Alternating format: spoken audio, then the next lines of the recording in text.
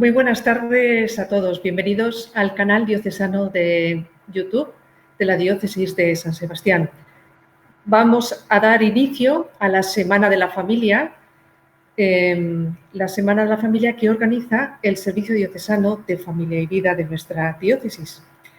En esta semana tan especial, viviendo el confinamiento en plena crisis, pandemia de coronavirus, pues desde el equipo, desde la diócesis, hemos querido aprovechar la oportunidad que nos brinda el poder estar con todos vosotros que os habéis conectado para reflexionar desde lo positivo, es decir, ver esta oportunidad como una oportunidad de esta crisis, ¿no? Con nosotros vamos a tener a lo largo de esta semana pues a distintos expertos y también testigos que nos van a dar su experiencia y también algunas ideas para ayudarnos en esta reflexión de lo que ha supuesto vivir la semana en la familia. Como familia y desde la familia. Familia que más que nunca es familia doméstica, ¿no? Vivir la fe en casa, más que nunca. Y paso a presentaros a Diego Belicia, que está casado, es padre de 3 hijos, psicólogo, colaborador desde los inicios de la andadura del Centro de Orientación Familiar de la Diócesis de San Sebastián, el COF de San Sebastián, de Valladolid, y desde el 2008. Y nos va a hablar de cómo ha sido y cómo puede haber sido vivir confinados y no morir en el intento, es decir, el confinamiento y la convivencia, cómo nos ha ido afectando. Así que con todos vosotros, muchas gracias por vuestra atención. Nos ponemos en manos del Espíritu Santo, ahora que le tenemos muy cerquita, siempre lo tenemos muy cerca, ¿no? Pero ahora que estamos viviendo en esta espera y en esta llamada, para que Él nos vaya llevando a los que con vosotros estamos detrás de la pantalla y vosotros que estáis en vuestras casas. Bienvenido, Diego. Adelante. Hola, buenas. Muchas gracias por la invitación. Bienvenidos también a esta que es mi casa. En este tiempo es verdad que quizás un poco extraño, ¿no?, para todos, en el que a través de estos dispositivos y todos estos programas pues podemos conectarnos y podemos estar cerca, aunque hayamos estado lejos y tan recluidos, ¿no? Bienvenidos a mi casa. Gracias por dejarme entrar en la vuestra. A mí me gustaría compartir con vosotros también en este tiempo cuáles han sido algunas de las claves que nos ayudan a entender o que nos han podido ayudar a sobrellevar este tiempo de la mejor forma posible, tanto en el matrimonio como en las familias, ¿no? Vamos a hablar de algunas claves. Yo voy a intentar más o menos, ¿no?, ceñirme a unos 45 minutos de exposición y luego pues trataré de responder a las preguntas que vayáis haciendo a través del chat y vamos a intentar de esa forma que, bueno, lo que yo pueda aportaros también responda a vuestras preguntas, ¿no? Para mí es la primera vez que voy a hacer una conferencia tan larga a través de este formato. Echo de menos un poco el veros las caras, el ver, bueno, si tenéis cara de interés por lo que digo, si no, si os aburrís. Echo de menos ver las caras de sorpresa cuando cuento algunas cosas y bueno, me encuentro un poco, digamos, como cohibido con todo esto de la distancia de los aparatos, pero espero que pueda resultaros de interés, ¿no? Yo voy a ir dando algunas claves de las que entiendo que han sido, como digo, útiles en todo este tiempo, sabiendo que la forma de aplicar cada una de estas claves a la vida de las personas, pues a veces no es lo mismo, ¿no? Yo estoy acostumbrada, bueno, pues como muchos, ¿no?, a asistir a cursos, a formaciones, a charlas en las que uno oye un consejo, una sugerencia, del tipo que sea, ¿no? Y cuando piensas y la recibes, muchas veces dices, o sea, le pones pegas mentales. Sí, esto suena muy bien, pero luego la realidad es, a mí me parece que es útil el poder escuchar de alguna manera sugerencias, ideas, sabiendo que nadie como cada uno de vosotros para saber cómo adaptarla a la propia vida, cómo aplicar esto y si me puede resultar de utilidad o no. En principio yo voy a tratar de exponer cuatro claves que son, creo, útiles, que pueden haber sido útiles en este tiempo, pero que son útiles en general en cualquier situación de la vida, ¿no? La primera clave tiene que ver con la posibilidad de hacer crecer el aprecio por el otro. Cuando hablo del aprecio, a veces uso esta palabra, otras veces me parece que es interesante la palabra admiración, ¿no? Admirar a alguien es mirarle, ¿no? Y poner nuestra mirada sobre el otro, pero mirarle de una manera no pasiva, ¿no? Sino como en movimiento, ¿no? Y hay una diferencia entre la admiración y la idealización. Normalmente cuando nos enamoramos de alguien tendemos a idealizarlo, ¿no? Tendemos a ponerle cualidades que a lo mejor no tiene el otro realmente o a agrandar las que sí tiene y a minimizar cuáles son sus defectos, a minimizar cuáles son pues aquellas pegas que puede tener. A veces las ignoramos, a veces las hacemos más pequeñas, ¿no? La posibilidad de esa idealización choca con la realidad, gracias a Dios, cuando en una situación como la que hemos vivido, por ejemplo, pues pasamos mucho tiempo con el otro, ¿no? No es difícil idealizar a alguien con quien compartes un rato pues, los fines de semana o idealizar a alguien con quien pasas mucho tiempo chateando por WhatsApp, etcétera, ¿no? Pero idealizar a alguien con quien convives mucho tiempo y con mucha intensidad, esto realmente es difícil. ¿Por qué? Pues porque en la intimidad los defectos del otro se nos hacen evidentes. En ese sentido, cuando desidealizamos, existe la posibilidad de empezar a amar al otro como realmente es, de empezar a amarle de verdad. Hasta entonces amábamos la imagen que nos hacíamos de él y ahora empezamos a poder amarle al otro como realmente es, ¿no?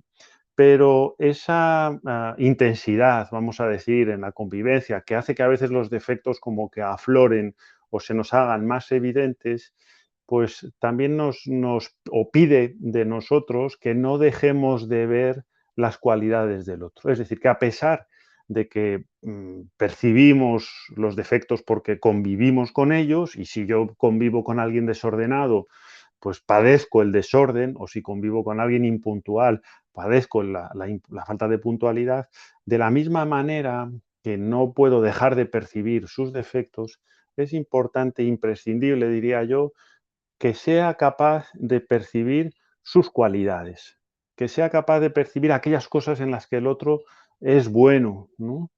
Y cuando hablo de percibir, me refiero por un lado a esa mirada, vamos a decir, sensorial, a esa capacidad de ver, es decir, de que lo negativo no inunde toda la mirada que yo tengo sobre el otro, la capacidad de ver, pero también hablo de una dimensión y de una dinámica afectiva, ¿no? De una dinámica en la que uno se alegra porque el otro esté en mi vida. ¿Mm? Uno se alegra porque el otro forme parte de mi vida, porque tiene esto bueno, porque qué bien resuelve esta cosa, ¿no? Porque es generoso, porque es buena madre, porque es una persona que ayuda a los demás, porque me cuida.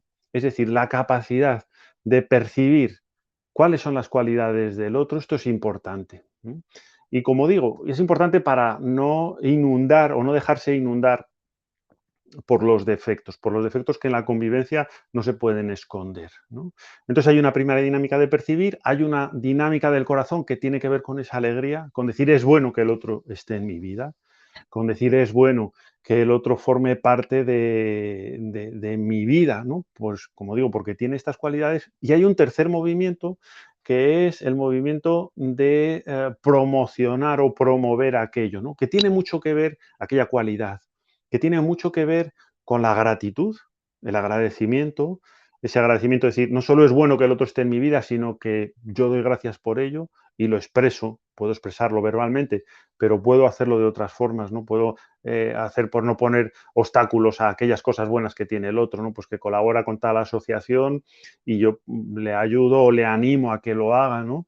Que tiene que ver por supuesto decía antes, ¿no? Con la posibilidad de expresárselo verbalmente y decirle, oye, me encanta cómo has resuelto esta situación o cómo has hecho o cómo te has enfrentado con este asunto o esta cualidad que tienes, ¿no? ¿Por qué es tan importante, digamos, esta admiración y hacerla crecer, no dejar que la negatividad inunde la relación? Pues es importante porque esto hace este sistema de admiración hace como de colchón que amortigua las caídas, ¿no? A mí me ayuda la imagen de los saltadores de pértigas, todos los habréis visto de directo o en la tele, ¿no? Un atleta que coge la pértiga y salta, ¿no? 5 y pico, 6 metros de altura, cae desde la altura y hay un colchón bastante grande en el cual ellos saben caer que les amortigua el golpe, ¿no? Les amortigua el golpe, se levantan, cogen la pértiga y vuelven a saltar, ¿no? El sistema de la admiración dentro del matrimonio hace esto, ejerce esta función, la de amortiguar los golpes, porque golpes hay en la vida, ¿no? Porque tenemos situaciones de tensión. Imaginaros en estos momentos, pues la preocupación por la salud de nuestros mayores, ¿no? O las tensiones propias que a veces tenemos con los hijos, toda la educación está online, ¿no? O las preocupaciones por la cuestión de laboral, económica, y tenemos pues días malos, ¿no? Días en los que tenemos conflictos, discusiones, malentendidos, ¿no? La posibilidad de tener un colchón que ejerza de amortiguador de las caídas es fundamental. Y ese colchón tiene que ver con esto, tiene que ver con la percepción de las cualidades del otro y tiene que ver con la alegría porque el otro forme parte de mi vida y el agradecimiento que hace que yo empuje o trate de empujar esas cualidades, ¿no? O al menos no estorbarlas, ¿no? De manera que si ese colchón es grande, ese colchón amortigua, pero si el colchón es muy pequeñito o apenas inexistente y en vez de un colchón de esos de los saltadores de pértiga se parece más bien a las colchonetillas estas que se utilizan en los gimnasios, ¿no? Pues imaginaros a alguien que tiene una caída desde una altura X y cae en una colchoneta de estas, ¿no? El golpe es mucho mayor, el dolor es mucho mayor, las ganas de levantarse son mucho menores, las ganas de volver a saltar son mucho más pequeñas, ¿no? ¿De qué depende esto? De ese colchón.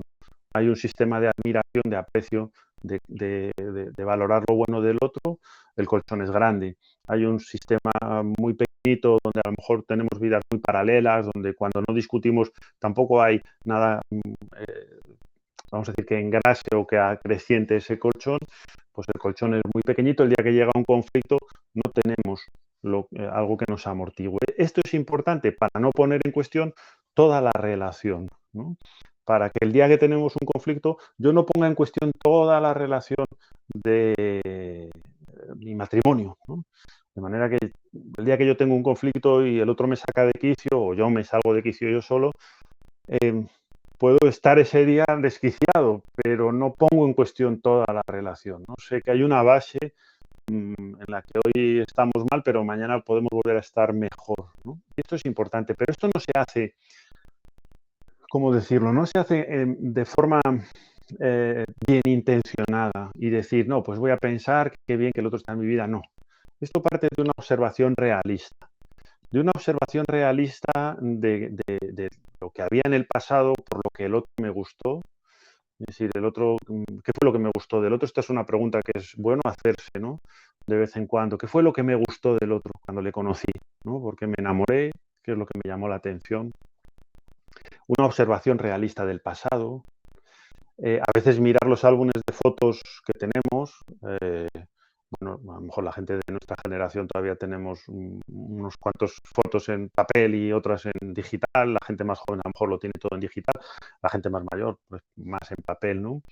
Pero a veces revisar los álbumes de fotos nos ayuda a hacer esto, ¿no? Nos ayuda a decir, oye, a revivir, a recordar, a refrescar qué es lo bueno que había en el pasado. Es imprescindible también observar qué es lo bueno que hay en el presente, es decir, es imprescindible observar cuáles esas cualidades que el otro sigue teniendo. Hay algunas de las que a lo mejor tuvo al principio y que me conquistaron, ¿no? Que han ido desapareciendo con el tiempo, diluyéndose o cambiando, ¿no? Pero hay otras, ¿no? Hay otras seguramente en el presente, ser capaz de percibir esto, ¿no? Y también de una observación realista de cuál ha sido nuestra evolución. De forma que es muy importante también reconocer que nosotros también, en la convivencia con el otro a lo largo de nuestra vida matrimonial, también hemos ido mejorando gracias al otro, ¿no? Y hay cosas de nuestro carácter, de nuestra forma de pensar, de todo, que se van viendo influidas por el otro, algunas para bien, otras para mal, ¿no? Pero reconocer cuáles son las que se van viendo influidas para bien, esto es fundamental, ¿no? Por lo tanto, esto no surge, como digo, de esa creencia como ilusionante o bien intencionada de decir voy a pensar que el otro está bien que esté en mi vida. No, esto surge de la observación realista del otro, ¿no? Primera clave, por lo tanto, y para mí la fundamental sobre la cual se basan las demás, tiene que ver con hacer crecer lo bueno que hay entre nosotros, ¿no? La segunda tiene que ver con la posibilidad de aprender a regularnos mutuamente a nivel emocional. Si pensáis, y os invito a que lo hagáis a los que estáis viendo esto, ¿no? ¿De qué forma me calmo yo cuando he tenido un mal día, por ejemplo, en el trabajo, ¿no? O cuando he tenido un mal día con los chicos en casa porque me han vuelto loco, tal, ¿no? ¿Qué es lo que hago yo para calmarme? ¿No? ¿Qué es lo que hago yo para volver a desactivar esa activación que se produce cuando uno se enfada y pierde los nervios, ¿no? Cada uno de nosotros tenemos una forma diferente. Hay quien tiene un mal día en el trabajo, está deseando llegar a casa para contárselo al otro, ¿no? Hay quien está deseando llegar a casa para sentarse a ver la televisión y así distraerse, ¿no? Hay quien prefiere irse a la cama, dormirse y ya mañana será otro día, ¿no? Hay quien prefiere caminar y dar un paseo y despejarse, ¿no? Cada uno tenemos formas diferentes de calmarnos, ¿no? Y es importante conocernos y conocer cuál es nuestra forma, cómo hacemos para calmarnos, ¿no? Pero pensad ahora que la fuente de estrés, o poneros en la situación en que la fuente de estrés no es tanto algo externo, sino algo que tiene que ver con mi marido, con mi mujer, y tenemos formas diferentes, como es normal, de calmarnos, ¿no? Y entonces hemos tenido una discusión o un problema con la familia de origen o lo que sea, y tú necesitas que hablemos de ese conflicto porque es tu forma de calmarte, mientras que yo lo que necesito es sentarme a ver la televisión y desconectar un poco del conflicto, ¿no? Claro, cuando las formas de regularnos emocionalmente y volver a la calma y abordar nuestras tensiones no son solo diferentes, sino opuestas, un riesgo muy frecuente es el de tratar de imponer nuestra forma de calmarnos, ¿no? No, si yo necesito hablar, vamos a hablar. No, no, si yo necesito que me dejes tranquilo, déjame tranquilo, ¿no? Con lo cual, lo que hacemos es incrementar el conflicto y ya nos encontramos con dos conflictos. Tenemos el conflicto original, tenemos el conflicto por cómo lo hemos manejado el anterior, ¿no? Por lo tanto, es importante conocernos y conocer la forma de calmarse que tiene el otro. De esta manera, y esto no se hace cuando estamos en pleno enfado, esto hay que irlo hablando en los momentos de calma para cuando llega la tensión poder aplicar, ¿no? Y saber lo que necesito yo y lo que necesita el otro y encontrar en ese sentido una vía que nos ayude a los dos, ¿no? Decía antes lo de imponer. Cuando hablo de imponer mi forma de calmarnos, no me refiero a imponerla porque yo esté en la razón y tú no, no. A veces lo hacemos desde la buena intención de decir, es que esto es la forma de calmarse, ¿no? La forma de calmarse, en realidad, es mi forma de calmarme y tú a lo mejor tienes otra. Por lo tanto, el poder entender la forma de calmarnos, saber que tenemos formas diferentes, el aprender a regular esas formas, esto es fundamental, ¿no? Y relacionado con esto, hay otra idea que tiene que ver con cómo son las discusiones, ¿no? Es decir, hay otra idea que tiene que ver con las habilidades que ayudan a que una discusión no se vaya de madre. Porque las discusiones nunca acaban mejor de lo que empiezan. Es decir, todas las conversaciones de los temas de alta tensión, cada matrimonio tiene los suyos, ¿no? Pero todas las discusiones de los temas de alta tensión en un matrimonio acaban peor de lo que empiezan. Nunca acaban mejor, ¿no? ¿Por qué? Pues porque ahora que pronunciamos todos esta palabra tan, como digo, que no está en boca de todos, de la desescalada, pues la discusión es una escalada. La discusión es una escalada que ante una situación de conflicto, de dolor, de sufrimiento, de menosprecio, de lo que sea, pues yo te digo algo que hace que tú te sientas por debajo y me contestes, ¿no? Me contestes por encima de mí, con lo cual yo lo siguiente que te diga va a ser ponerme un peldañito por encima y en ese sentido vamos subiendo en una especie de escalada. Entonces, la habilidad de poder evitar y poder mantener la conversación, evitando subir en esa escalada, esto es una de las habilidades que más ayudan a mantener bajo control los, los momentos de tensión y de conflicto, ¿no? Y fundamentalmente son 4 estas habilidades, ¿no? Eh, habilidades, herramientas, a mí me gusta un poco esta idea de herramientas porque también hay que saber cuándo utilizar cada una de ellas, ¿no? Hay una primera herramienta que ayuda a frenar las escaladas y es la herramienta de reconocer la parte de razón que tiene el otro. En mi trabajo acompañando a matrimonios, hay una de las cosas que, ¿cómo decir? A veces es difícil de llevar, ¿no? Para la persona que está acompañando y son los momentos como de recaídas, ¿no? Es decir, viene un matrimonio pues porque tiene problemas, conflictos, discusiones y empiezas a trabajar con ellos y van dando pasos en los que las cosas van bien, llevas 4 o 5 sesiones, lo que sea, ¿no? Y están contentos, las cosas van avanzando y las sesiones y los encuentros van siendo cada vez más relajados, empiezas a reírte y tal. Pero llega un día que cuando abres la puerta para recibirles en la consulta, de repente notas que aquello, el ambiente se corta con un cuchillo, ¿no? El ambiente se corta con un cuchillo porque no se hablan, no se miran, se sientan allí contigo, les preguntas cómo han ido las cosas, te dicen que te lo cuente ella, eh, y es una sensación como de paso hacia atrás que a veces es realmente, pues te desasosiega, ¿no? ¿Qué sucede? Tú les preguntas, oye, ¿qué ha pasado? Porque, bueno, pues a veces se tienen que quedar solos para podértelo contar. Y pues mira, tuvimos una discusión por esto, por lo otro, hemos tenido este conflicto o este problema y claro, cuando se produce un conflicto, después de un tiempo en el que las cosas van bien, la sensación es, como digo, ¿no? De haber dado un gran paso hacia atrás, ¿no? Y hay muchas veces en las que por separado te van contando, ¿no? Pues mira, es que me ha pasado esto, pasó esto y le dije y yo me dijo y, ¿no? Y a veces les pregunto, digo, vamos a aceptar que tú tienes el 99% de la razón, ¿no? Y que el otro tiene el 99% de la culpa en todo lo que ha pasado, ¿no?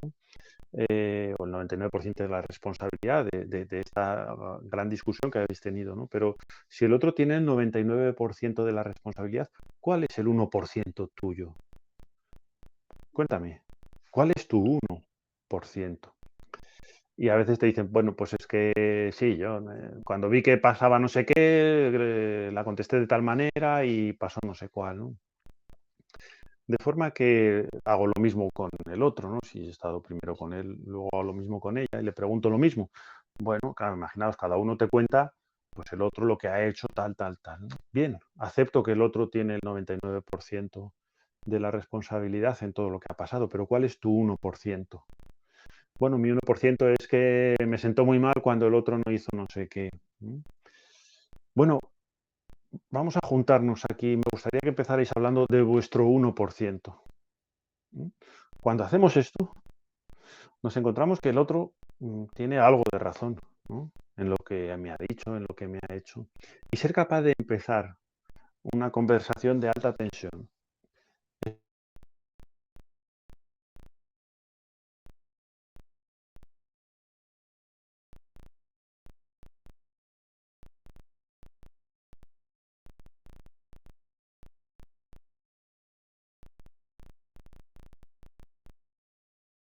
Que la capacidad de expresar, ¿no? Que entiendo que el otro tiene parte de razón, esto es una de las herramientas más potentes, ¿no? Y a veces la gente que acompañamos a matrimonios, como que ponemos mucho el acento en que haya un buen tono de conversación y tal, y esto está bien, pero no es lo más importante. Lo más importante es que cuando yo estoy en la actitud de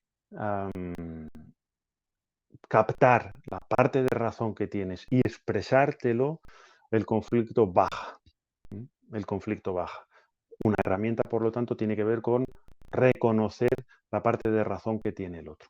Otra tiene que ver con la posibilidad de expresar cuáles son mis propios sentimientos, ¿no? En medio de la discusión o del conflicto, oye, quiero que sepas que me estoy sintiendo atacado cuando dices tal cosa, ¿no? Oye, la verdad es que ahora mismo ya me siento súper desbordado con esto que está pasando y con todo esto, esta conversación que estamos teniendo, etcétera, ¿no? Es decir, la posibilidad de expresar mis propios sentimientos como si fuéramos una especie de locutor deportivo que contamos lo que nos va pasando por dentro, no todo lo que pensamos, sino cómo nos vamos sintiendo. Esta es una de la segunda, me atrevería a decir, la segunda herramienta en este sentido útil para, como digo, sostener una conversación bajando un peldaño.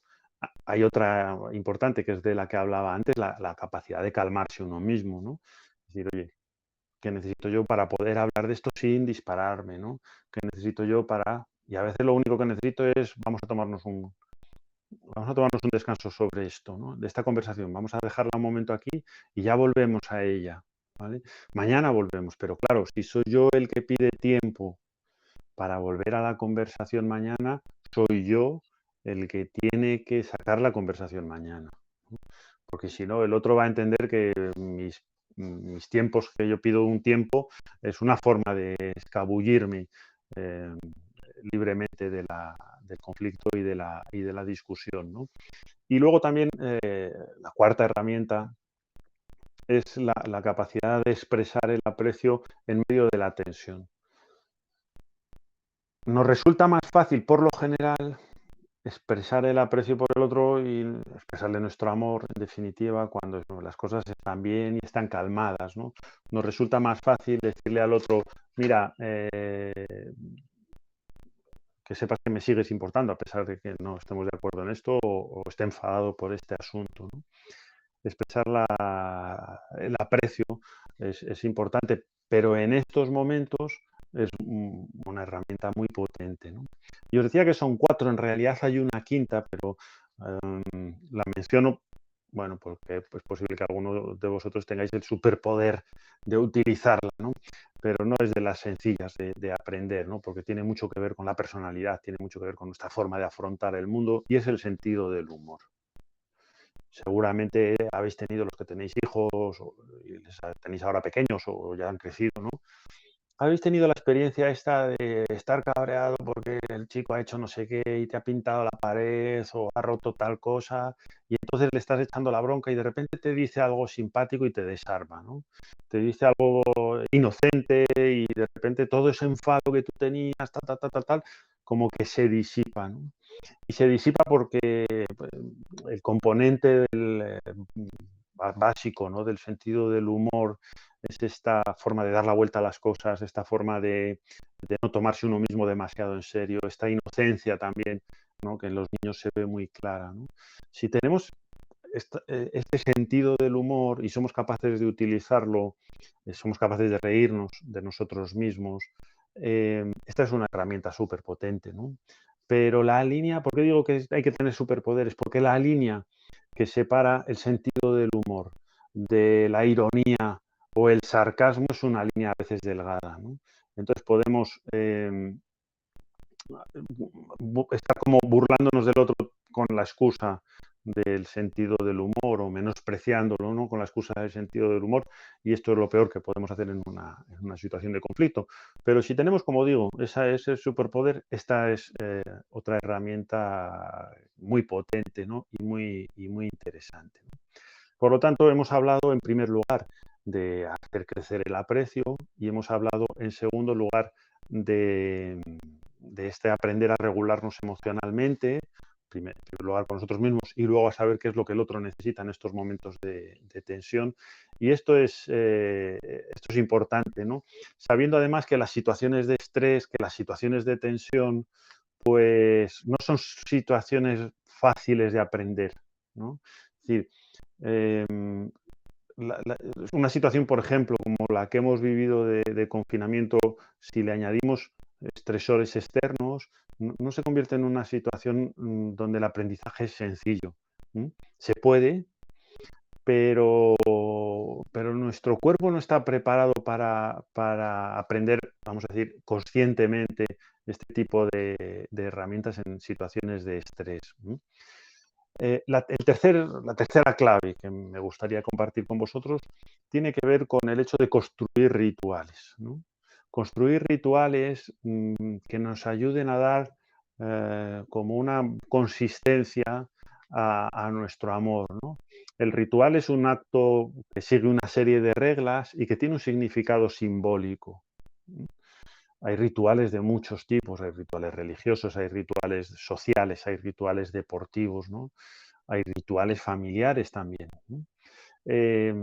Las características de los rituales tienen que ver con esto, ¿no? Que tienen una estructura más o menos reglada, partes abiertas, partes cerradas, cerradas me refiero rígidas, ¿no? Que se repiten de la misma manera y tienen un significado simbólico. Un ritual que ahora por lo visto va a cambiar, ¿no?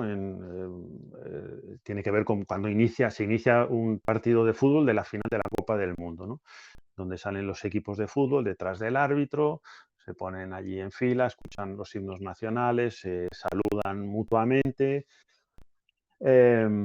intercambian los banderines, hacen la foto de equipo, luego se juntan, se animan cada uno, ¿no? Y esto es un ritual que ayuda a dar cohesión al equipo, ¿no? Que ayuda a decir, vamos a enfrentarnos a esta tarea que tenemos, que es jugar un partido, intentar ganarlo, y que nos coloca a todos en ese sentido como un equipo ante una misión, ante una tarea, ¿no? Este es un tipo de ritual. Los rituales tienen esta característica de proporcionar consistencia, de proporcionar unidad, de proporcionar un sentido de pertenencia a algo que ya existe. ¿Qué quiero decir con esto? Quiero decir que si en un matrimonio no hay amor, el ritual no crea el amor, no lo genera, ¿no? Igual que si en vez de salir 11 personas que saben jugar al fútbol, salen 11 que no saben jugar al fútbol y hacen el ritual exactamente igual que los 11 jugadores, pues lo normal es que pierdan el partido porque eh, la clave del ritual, el ritual no te enseña a jugar al fútbol, pero te ayuda a afrontar esa tarea. Pues sucede lo mismo con los rituales familiares, ¿no? Quien más, quien menos, todos tenemos rituales, a veces más conscientes, otros menos, ¿no? Pero contarle, por ejemplo, un cuento a nuestros hijos cuando se van a dormir es un ritual, ¿no? O darse un beso cuando uno se despierta por la mañana es un ritual, ¿no? Preparar el café por la mañana para el otro, bueno, ahí sentarnos, por ejemplo, a charlar un poco de cómo ha ido el día cuando los niños están acostados, esto es otro ritual, ¿no? Yo destaco la importancia de los rituales porque en una ocasión uno de los matrimonios a los que acompañé me lo enseñaron sin mucha conciencia por su parte, pero para mí como una gran lección, ¿no?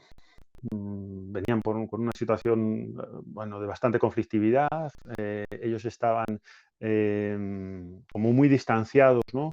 Tenían tres hijas, las dos mayores hablo adolescentes, jóvenes, la tercera era más pequeña, edad escolar, primaria o algo así, y con unos horarios súper laborales completamente descolocados, ¿no? Entonces ellos pues apenas se veían un ratejo por la noche, él llegaba muy cansado porque tenía dos trabajos y la situación era muy, en ese sentido, de eso, ¿no? De mucha distancia y mucha tensión, ¿no? Y cuando las cosas habían mejorado, pues yo les hice una pregunta en un momento determinado, les dije, oye, de todo lo que hemos hecho, qué cosas os han ayudado, qué cosas no. Y es curioso porque me explicaron que lo que más les había ayudado no era nada que hubiéramos hecho en la consulta, ¿no?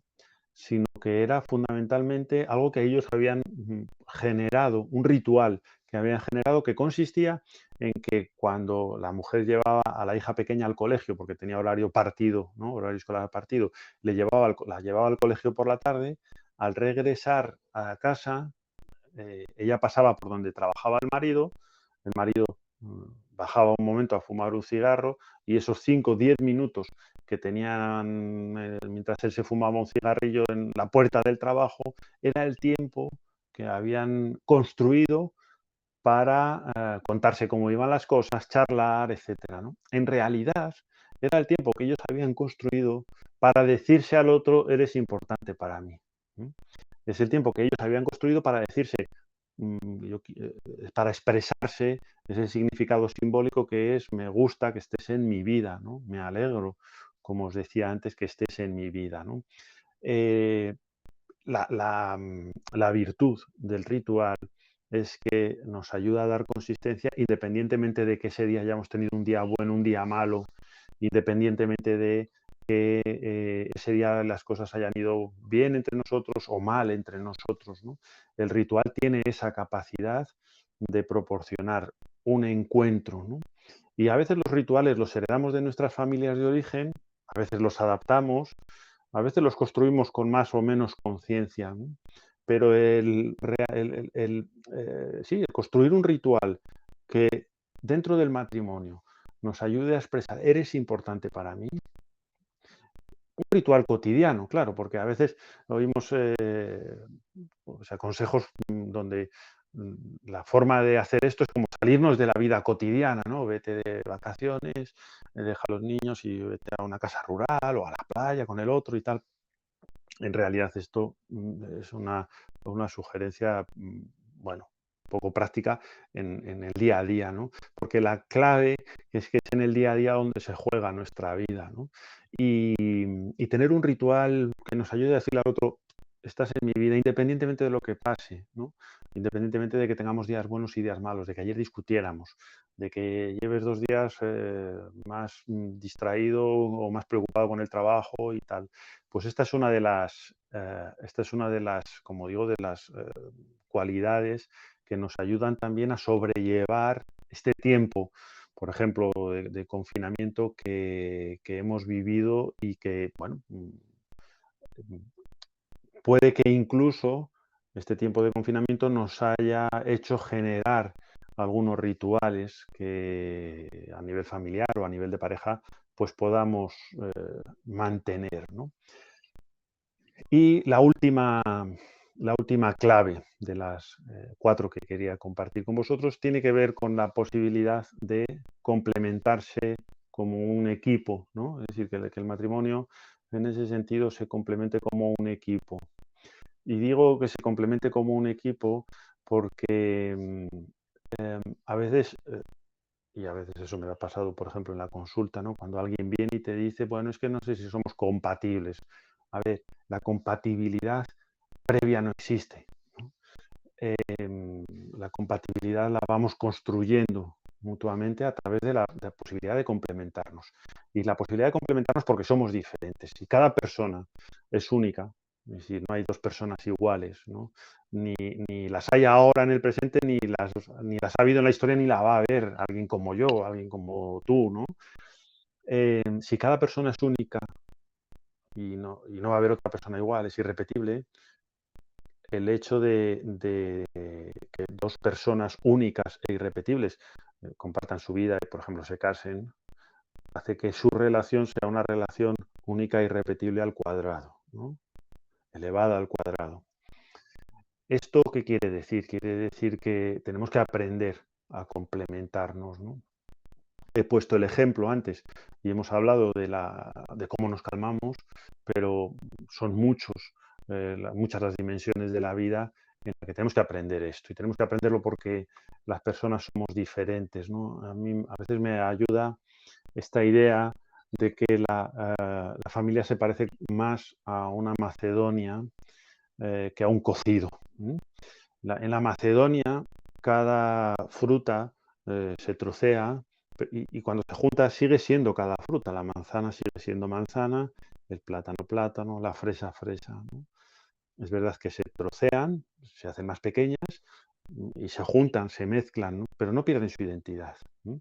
En el cocido pasa un poco diferente, ¿no? En el cocido se pone todos los garbanzos, el chorizo, el tocino, tal, y se tiene todo cociendo y al final todo sabe más o menos, ¿no? Los garbanzos saben al tocino, al chorizo, todo va cogiendo un poco el mismo gusto, ¿no? Pero yo creo que en la familia nos parecemos más a Macedonia que al cocido, en el sentido de que aunque cojamos, ¿no?, algunas costumbres y nos veamos influidos por el otro, no perdemos nuestra identidad, ¿no? Y esto es bueno, y es bueno que sea así, ¿no? Y es bueno que sea así porque a la vez es una llamada. A la vez es una llamada a entender que el otro es diferente y que yo tengo un camino para recorrer, ¿no? Esa idea de la compatibilidad, que a veces es una demanda que se nos hace, tiene que ver con, yo creo que con una mentalidad de la relación esponsal con mucho más estática. Somos compatibles, nos casamos, ya no hay nada que hacer, ¿no? Mientras que la vida nos demuestra que esto tiene mucho más es mucho más dinámico, ¿no? Y un caso en el que se ve muy claro, pues es por ejemplo, en el tema de los hijos, ¿no? En el que a veces nuestras diferentes formas de ser, lo que yo hago es intentar compensar lo que yo creo que el otro hace mal, ¿no? Pero esto parte de una mirada que pone el foco sobre el defecto del otro, ¿no? Yo que sé, el caso pues de que yo piense que mi mujer es demasiado exigente con los niños y entonces lo que estos niños necesitan es un poco más de mano izquierda, es un poco más de cariño, es un poco más de apoyo, etcétera, ¿no? Entonces, yo pienso mi mujer se está equivocando en el enfoque y lo que estos chicos necesitan es, como digo, más cariño, etcétera, y yo pongo el acento ahí, ¿no? Y entonces intento compensar el defecto del otro, ¿no? Lógicamente, la reacción de mi mujer va a ser decir, si el otro está poniendo el acento en prestar apoyo, cariño, atención, etcétera, yo tengo que ser más estricta, ¿no?, más exigente. Y entonces pongo el acento en eso y intento compensar lo que veo que es un defecto del otro. Y en ese intento de compensar nos vamos alejando. Nos vamos alejando como matrimonio y nos vamos alejando ante los ojos de los hijos, ¿no? Sin embargo, si desde la conciencia de cuáles son mis cualidades, ¿no?, y las cualidades del otro, desde esa visión positiva, por eso he empezado hablando de esto, ¿no?, desde esa admiración de las cualidades del otro, desde la conciencia de cuál es el objetivo común, somos capaces de poner nuestras cualidades al servicio de ese objetivo común y somos capaces de, ¿cómo decirlo?, de poner, ¿no?, y de apoyarnos mutuamente y de también prestarnos esa alternativa, ¿no?, que a veces requieren las situaciones, sabiendo que lo que el otro aporta a lo mejor a mí me va a costar más, pero que las dos cosas, por ejemplo, en este caso son buenas. En ese sentido, vamos a aprender a hacer equipo, ¿no?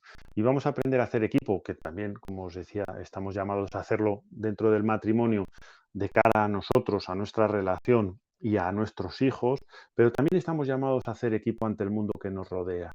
Porque es evidente, y estos días lo hemos visto en estos meses atrás con mucha claridad, que lo que sucede fuera, lo que sucede en el mundo nos afecta como familias, ¿no?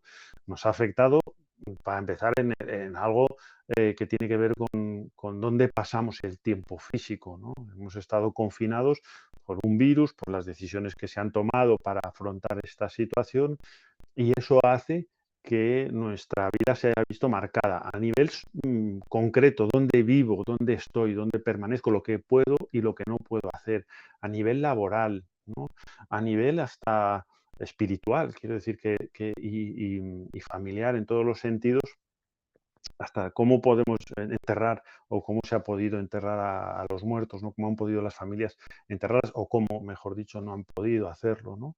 Lo que sucede fuera del mundo nos afecta, ¿no? Y de la misma manera sabemos que lo que pasa en las familias afecta en el mundo. No es lo mismo que en la familia se haya maltrato a que no lo haya, ¿no?, a que haya un buen trato hacia los niños dentro de la propia familia. Esto afecta al mundo en el que vivimos. Por lo tanto, también estamos llamados a complementarnos como equipo para hacer que el mundo en el que vivimos sea un mundo mejor, sea un mundo más fraterno, sea un mundo más solidario también, ¿no? Resumo, por lo tanto, estas 4 claves y ya os doy paso para que vayáis haciendo las preguntas que deseéis. Estas 4 claves de las que hemos hablado. La primera tiene que ver con hacer crecer la admiración, ese colchón del que hablábamos. La segunda tiene que ver con aprender a regularnos emocionalmente uno mismo y saber qué es lo que necesita el otro. La tercera clave tiene que ver con construir rituales que nos ayuden a sobrellevar las tormentas, por las que a veces navega nuestra vida. Y la cuarta tiene que ver con aprender a complementarnos como equipo, ¿no? Y ahora ya, si os parece, pues damos paso a vuestras preguntas y trataré de responder a ellas. Muchas gracias por vuestra atención. Muchas gracias, Diego. Eskerrik asko. Muchas gracias a todos los que nos estáis siguiendo a través del canal diocesano de YouTube, de esos 129, 130 que habéis estado ahí atendiendo, que habéis dejado también vuestros comentarios en el chat. Como alguno pues ponía, lo importante es saber gestionar las emociones, la capacidad de empatizar. Otro comentaba la importancia de la resiliencia. Varios de vosotros nos habéis dicho muy interesante, eskerrik asko, oso, interesgarria. Y tengo una pregunta para ti, Diego, que a través del chat de este WhatsApp que tenéis en la imagen y que podéis enviar vuestros comentarios, vuestras preguntas, nos dice Vanessa, que es una donostiarra, que está casada con un holandés y que está conectada desde Maastricht. Dice, ¿cómo lidiar con un conflicto en pareja cuando existe un factor cultural? En mi caso, mi marido es holandés y las diferencias culturales son la única causa de litigio. Dice que a ellos les ayuda mucho el escucharse mutuamente y el sentido del humor. Cuando hay una diferencia cultural, cuando hay una diferencia cultural, esta es una de las cosas que a veces hace un poco más difícil la convivencia, ¿no? Pero hay muchas veces que las diferencias culturales, o sea, que las familias de origen de las que provenimos hacen auténticas diferencias culturales, ¿no? Entonces, la clave tiene que ver con esto que señalaba Vanessa, me parece que dijiste, ¿no? Que es la posibilidad de entender qué es lo que supone cada cosa para el otro, ¿no? Y esto solo lo hacemos hablando y escuchando fundamentalmente, ¿no? Es decir, solo lo hacemos cuando somos capaces de comprender que las cosas tienen un significado propio, ¿no? Que las cosas tienen un significado, lógicamente, conforme a una cultura, conforme también, antes he hablado de las familias de origen, y entonces sintonizarnos, ¿no? No quiere decir que vayamos a sentir lo mismo que siente el otro cuando pasa tal cosa, ¿no? Yo qué sé, a mí una cosa que en una ocasión pasé la Nochevieja en el extranjero y claro, te das cuenta que pues la forma que tenemos los españoles de vivir la Nochevieja es diferente, ¿no? A la que tienen otros. Y esto solo podemos entenderlo si somos capaces de escuchar y de ponernos en sintonía. No quiere decir que, como digo, que vamos a ser capaces de vivir las mismas cosas, pero sí que está en esta línea de la que hablaba de regularnos emocionalmente, ¿no? Yo sé que, por ejemplo, una de las cosas que a veces se nos critica a los españoles, que hablamos muy alto, ¿no? Pues la gente tendemos a tener un tono de voz alto y a veces eso desde otras culturas se interpreta pues como brusquedad, enfado, etcétera, ¿no? Bueno, pues el ponernos en sintonía, decir, bueno, cuando estamos hablando, yo sé que el otro no es, cuando el otro habla alto, pues sé que no está enfadado, sino que es una forma de hablar, pues esto desde luego ayuda, ¿no? Muchas gracias. Bueno, en el chat siguen viniéndonos comentarios. Nos escribe Cristian desde La Paz, Bolivia. Estupenda charla, Diego. Bendiciones desde La Paz. También nos escribe Romina desde la Argentina. Y Miquel desde Irún nos pregunta, en esto de hacer equipo, ¿qué importancia tiene el ocio compartido? El ocio compartido tiene una importancia, en mi opinión, relativa. Es decir, tiene más importancia el tener claro cuáles son nuestros objetivos comunes como matrimonio, ¿no? El ocio compartido ayuda, pero el ocio no es lo más importante. Si tenemos aficiones comunes de las que disfrutamos juntos, seguramente vamos a poder construir también buenos recuerdos, también rituales que nos ayudan a conectarnos, ¿no? Pero el ocio compartido a veces va cambiando con el tiempo, quiero decir, nuestras aficiones, nuestros gustos van cambiando, ¿no? Y no siempre tenemos las posibilidades de realizarlo, ¿no? Pues por las situaciones concretas de nuestra vida o por, bueno, ahora hemos estado 2 meses que muchas de nuestras aficiones se han visto completamente paralizadas, ¿no? Eh, hemos tenido que ser capaces de construir otras. Entonces hay muchas veces en la vida que nos pasa esto, ¿no? Una enfermedad, una situación laboral, un problema de un hijo, de repente como que el ocio pierde la importancia que a veces le damos. Entonces yo subrayo el ocio, pero como una cosa secundaria dentro de lo que tiene que ver con esto otro del objetivo común, de saber, de apreciar lo bueno del otro y de descubrirlo, ¿no? Sí, muchas veces el ocio también se convierte en una especie de evasión, ¿no? Juntos, nos divertimos juntos, pero en realidad hay cosas que dejamos a un lado, ¿no? Entonces, bueno, si existe ese ocio compartido y nos ayuda en ese objetivo, fenomenal. Pero no es, diría yo, lo más importante. Muchas gracias, Diego. Es que ricasco, nos vuelven a decir. Saludos desde Toronto y desde el chat de nuestro canal diocesano de YouTube. Ana María nos dice, ¿qué hacer cuando uno de ellos, se entiende que dentro del matrimonio, de la pareja, tiene un gran carácter y domina al otro sin dar su brazo a torcer? Resumiendo, llevando siempre la batuta en el matrimonio. Esta es complicada, ¿no? Sí, esta ya es de nota, ¿eh? Es de nota porque, bueno, en primer lugar, ya estoy encantado de este nivel de internacionalidad que estamos teniendo, ¿eh? Y luego sí, es de nota, ¿por qué? Porque yo necesitaría como más datos para poder dar un consejo que sea útil en esta situación, ¿no? Un consejo general seguramente pase desapercibido. O sea, no pase desapercibido, sino que sea poco útil, ¿no? A mí me parece importante entender que la relación esponsal es una relación de igualdad, ¿no? Es una relación no solo de igualdad entre el hombre y la mujer, ¿no? Sino también de una igualdad que lo que hace es buscar el bien del otro, ¿no? De una igualdad que lo que trata es de hacer que lo bueno que hay en el otro vaya a más, ¿no? Parte del amor tiene que ver con esto, no tiene que ver solo con yo sentirme querido, ¿no? Sino con también buscar el bien del otro, ¿no? Cuando uno no respeta, digamos, esta diferencia, ¿no? Y trata de imponerse permanentemente, hay que entender qué es lo que está sucediendo ahí, ¿no? Ahí puede haber dinámicas que tienen que ver con el carácter, como señalaba la pregunta, pero puede haber dinámicas que tienen que ver a veces con el miedo a perder el control de una situación, a veces tiene que ver con un deseo real de someter al otro y entonces estamos hablando ya de un problema serio. Bueno, no me atrevo a profundizar mucho más sin tener muchos más datos, porque a lo mejor doy un consejo que empeora la situación.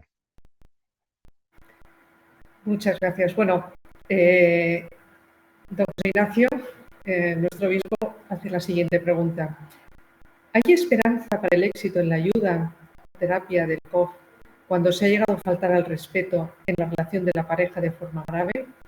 Y otra previa que me he saltado, que es, ¿qué importancia tiene acudir a pedir ayuda en el inicio de los conflictos en la pareja sin dejar pasar mucho tiempo? Las dos son complementarias, ¿no? Y además nos la vuelca en el chat diciendo que nos hables desde tu experiencia desde como colaboradores y como en el Centro de Orientación Familiar. Y ¿no? Desde tu experiencia dentro del Centro de Orientación Familiar, la importancia que tiene el pedir ayuda, sobre todo pedir ayuda en el tiempo. Acudir antes de que vaya más, ¿no? Cuando hay conflictos, nos hablabas de que las discusiones forman parte de la convivencia, pero que también hablabas de la escalada, ¿no? Cuando entendemos la discusión en el sentido de intentar quedar uno por encima del otro. mientras, o sea, que eso hace una escalada y no tanto el escuchar y el buscar, ¿no? Ese es el tema. Y luego también en esta segunda pregunta, que nos ayudes desde tu experiencia también, a que nos hables de la esperanza cuando, pues dentro de ese conflicto, se ha llegado a perder el respeto, ¿no? El respeto y en la relación de pareja de forma grave. Y entiendo en esta pregunta de forma grave que estamos hablando de no solamente llegar a la violencia física, ¿no? Es decir, a faltar al respeto al otro, faltando a la integridad personal, sino también esas faltas a la integridad personal que son, pues, la violencia verbal, ¿no? O sea, la falta de respeto, el que uno puede decir las cosas que están mal hechas, pero cuando falta ya a la integridad y falta a los insultos, ¿no? Son dos temas que en estos temas de confinamiento, poníamos en el título de la charla, cómo vivir el confinamiento y no morir en el intento. Y en las 4 claves que nos has dado, Diego, nos has dado las 4 claves importantes, ¿no? Sí, hola Diego, te habíamos perdido. No, nos habíamos perdido, pero es lo que tiene lo del chat, ¿no? Entonces, he estado comentando 2 preguntas que te vuelco, que nos han hecho a través del chat. Pues fíjate que tiene las 2 relación, ¿no? La primera es, ¿qué importancia tiene en pedir ayuda? Es decir, en el momento que hay un conflicto, llegar antes, ¿no? Y la segunda, que tiene también relación, pero es cuando se ha pasado el límite del respeto y se ha faltado al respeto de forma grave, ¿no? Si hay esperanza para poder ayudar y salir adelante de ese conflicto. Son 2 preguntas, pero en la misma línea, ¿no? Mi idea en esto es la siguiente. Perdón, es que coloco un poquito mejor esto. Así. Mi idea en esto es la siguiente. El respeto, y voy a empezar un poco por la parte final de la pregunta, el respeto tiene que ver con la posibilidad con ese sistema de admiración hacia el otro. Muchas veces pensamos que se pierde el respeto cuando nos insultamos, cuando nos echamos la basura, ¿no? Encima del otro. Pero perdemos el respeto normalmente antes, y lo perdemos antes de decir, antes de insultar, antes de que llegue ese momento, lo perdemos en nuestra forma de mirar al otro. Cuando pensamos que el otro realmente no merece la pena, cuando pensamos que el que está tirando del carro soy yo, cuando pensamos que el otro no tiene nada bueno, cuando pensamos, ahí es donde empezamos a perder el respeto al otro, ¿no? Entonces, la pérdida de respeto que normalmente entendemos que es, pues eso, ¿no? El insulto, la crítica así como ácida, etcétera, es la punta del iceberg. Por supuesto, la forma de respeto, la pérdida mayor de respeto es la agresión física, ¿no? Pero eso tiene que ver antes con esa mirada sobre el otro, ¿no? Entonces, lógicamente depende de cuáles son esas pérdidas de respeto, la posibilidad de trabajar por ellos. Mi experiencia me dice que la clave de esto no está tanto en la cantidad de lo que nos hemos perdido el respeto, sino que está más bien en si existe algo de ese colchón, ¿vale? Es decir, si hay algo de ese colchón, si en nuestros recuerdos hay los recuerdos de una buena historia, ¿no? Que hemos tenido, aunque ahora hayamos llegado a perdernos el respeto, ahí hay posibilidades de esperanza, ¿no? Si a pesar de que hay veces que nos perdemos los papeles y yo te insulto o tú me insultas, ¿no? Ahí hay todavía una mirada positiva del otro que me saca de mis casillas, pero yo sé que reconozco cosas buenas en el otro, pues ahí hay posibilidades, ¿no? Pero si digamos, ese colchón es muy pequeñito, pues las posibilidades son más pequeñas y hace falta empezar a trabajar por ahí. No tanto por cómo controlamos nuestros conflictos o cómo hacemos que no se nos desmadren y tal, y cómo no perdernos al respeto, sino realmente cómo hago yo por tener por mirar bien al otro, ¿no? Y la otra cuestión tenía que ver esto, ¿no? Con pedir ayuda. Pedir ayuda es de las cosas que yo creo que son un signo de inteligencia, ¿no? Son un signo de inteligencia, pero muchas veces lo vemos como una especie de debilidad, ¿no?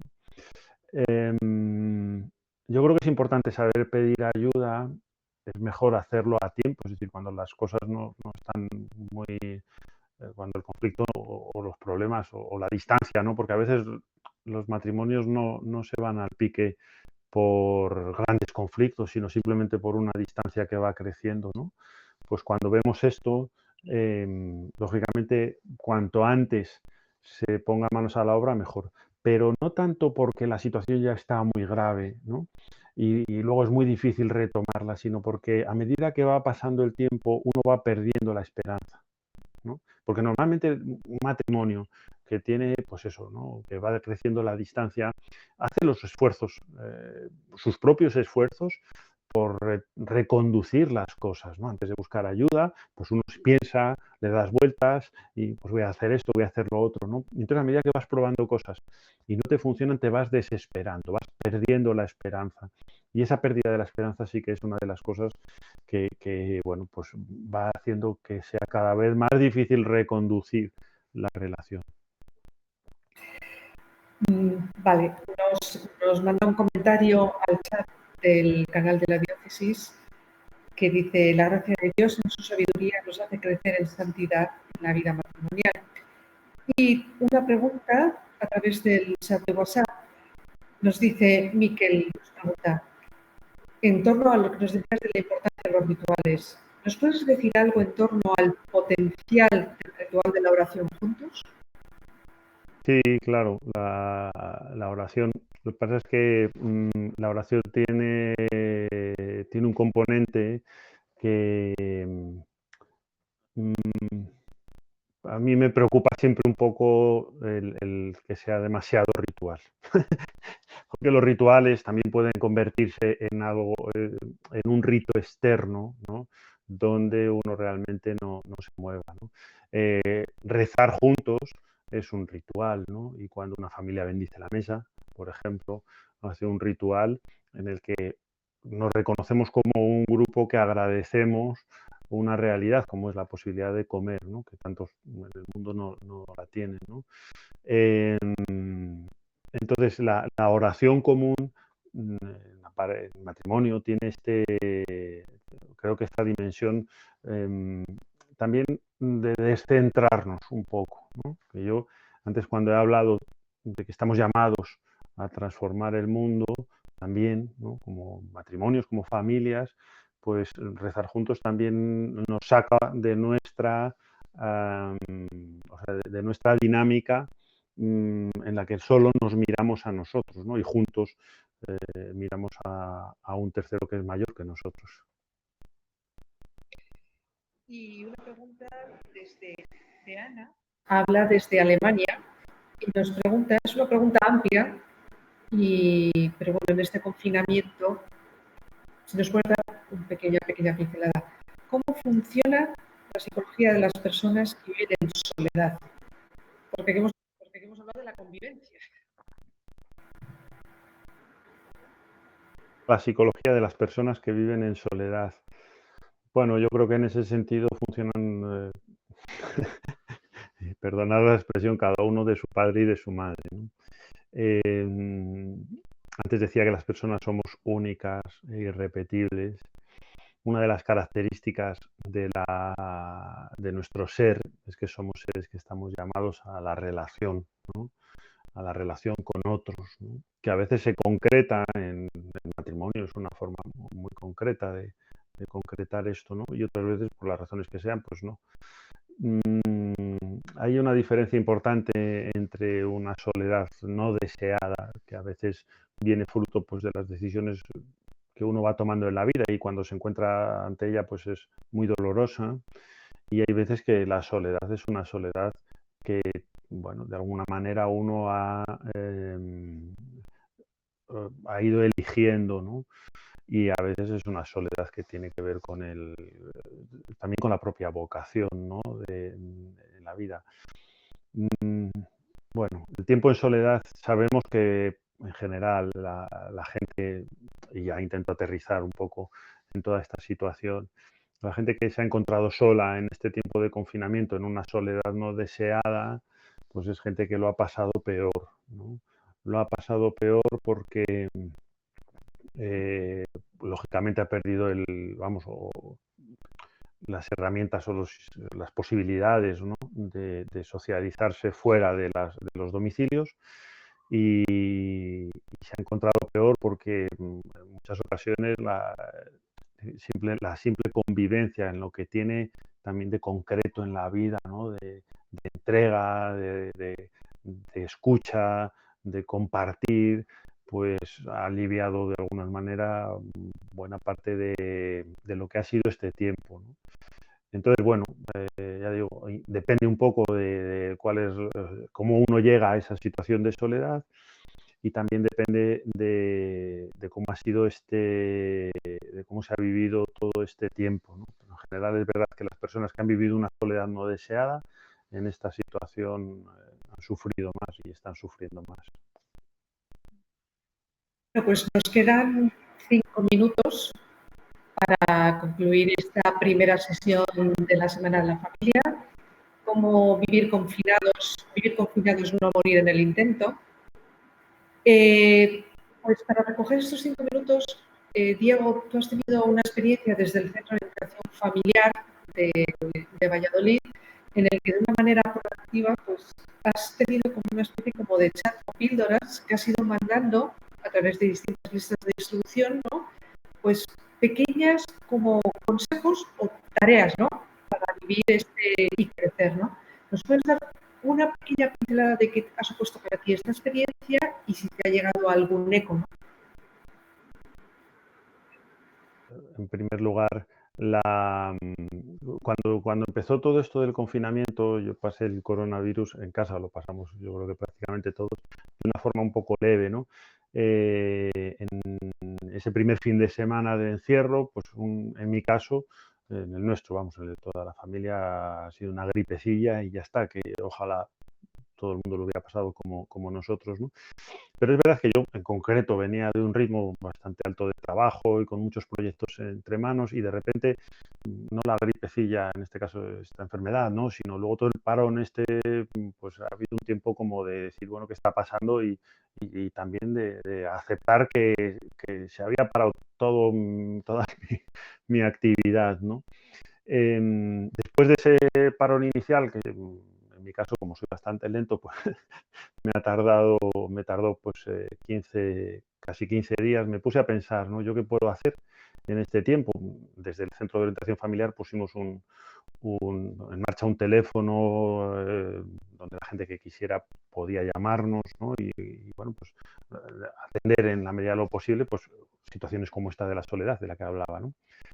Y me puse a pensar yo qué puedo hacer. Mi especialidad, entre comillas, ¿no?, el ámbito quizás de mi ámbito de preferencia de trabajo es de las parejas, los matrimonios, y pensé en que podía ser de ayuda hacer esa especie de diario, lo llamamos así, de parejas confinadas, pues ofreciendo una pequeña reflexión y una sugerencia, una tarea, llamarlo como queráis. Eh, y en ese sentido, la cosa se ha distribuido a través de WhatsApp, en las redes sociales, y yo creo que ha supuesto, por lo menos, ¿no?, los ecos que nos han llegado, es que han sido de agradecimiento, no tanto porque hayamos sido súper útiles, ¿no?, sino esa llamada que duró un mes, ¿no?, del 1 de abril al 30, esa llamada diaria que llegaba en forma de WhatsApp o a través del Facebook o tal, de decir, oye, el que está a tu lado es importante, ¿no? El que está a tu lado en todo esto es importante, ¿no? Salieron un montón de consejos, pues para el trabajo en casa, para entretener a los niños, para cocinar, cómo tienes que ordenar la vida y tal y cual, pero a mí me parecía que en ese tiempo que llevábamos, ya digo, casi 2 semanas, yo no veía nada que pudiera ser de ayuda, decir, oye, cuida al otro, ¿no? Que también en medio de todo esto, pues el otro es importante en tu vida, no lo des por supuesto, ¿no? Y yo creo que ese ha sido quizás el mayor agradecimiento que hemos recibido, ¿no? Es decir, no tanto, oye, esto ha salvado nuestro matrimonio y hemos escuchado violines ni nada así, ¿no? Sino más bien decir, oye, esto nos ha ayudado a recordar que el otro es importante, ha habido cosas que hemos podido ir haciendo, otras que hemos dejado para más adelante, a veces los deberes de los coles de los niños es imposible, los trabajos, ¿no? Las situaciones también de sufrimiento. Pues yo creo que la cosa ha tenido que ver con esto, ¿no? Y yo quizás sí me quedaría con esta idea, ¿no? De la importancia de que estamos llamados a hacer crecer el amor en nuestro matrimonio, ¿no? En nuestra vida familiar tenemos una llamada y yo de alguna manera con toda esta tarea pues también quería aportar mi granito de arena en ese sentido. Pues muchas gracias, Diego. Muchas gracias a todos los que nos habéis seguido. Muchas gracias a los que nos vais a seguir, porque esta charla va a quedar colgada en el canal Diocesano de YouTube y podréis seguir accediendo a ella. Muchas gracias por todos los que habéis aportado, como decía, los que habéis estado. Mañana continuamos. Como diríamos, no se vayan todavía, que todavía hay más. Bueno, quedamos para mañana a las 7 de la tarde. Contaremos con Ana Cuevas, psicóloga, nos va a hablar de un tema muy importante que también ha sido muy importante también que ahora estamos viendo también cómo acompañar, ¿no? Que es el tema del duelo, ¿no? Ana Cuevas, también colaboradora del Concierto de Valladolid, muy agradecidos a vosotros, ¿no? Y a todo el equipo por vuestro sí, por estar ahí, con una charla que no tiemble vuestro corazón, pues mañana estaremos aquí también invitados para continuar con estas reflexiones desde lo positivo, pero sin dejar de afrontar la realidad de lo que tenemos, ¿no? Una realidad que es más grande que nosotros, porque Dios, que está con nosotros en todo momento, es más grande que nosotros y es capaz de sacar, ¿no?, de la muerte vida. Y en eso que no solamente creemos, sino que intentamos vivirlo cada uno de nuestra pequeña aportación. Muchísimas gracias y continuamos con la programación, esta adoración permanente en el canal Diocesano de YouTube. Y mañana, pues también por la tarde, esta noche a las 10, tendremos el Rosario y mañana a las 9 habrá también una nueva conexión de la Eucaristía con nuestro obispo en la catedral. Y en nuestra semana de familia, los que estáis siguiendo, a las 7 seguimos aquí. Muchas gracias a todos.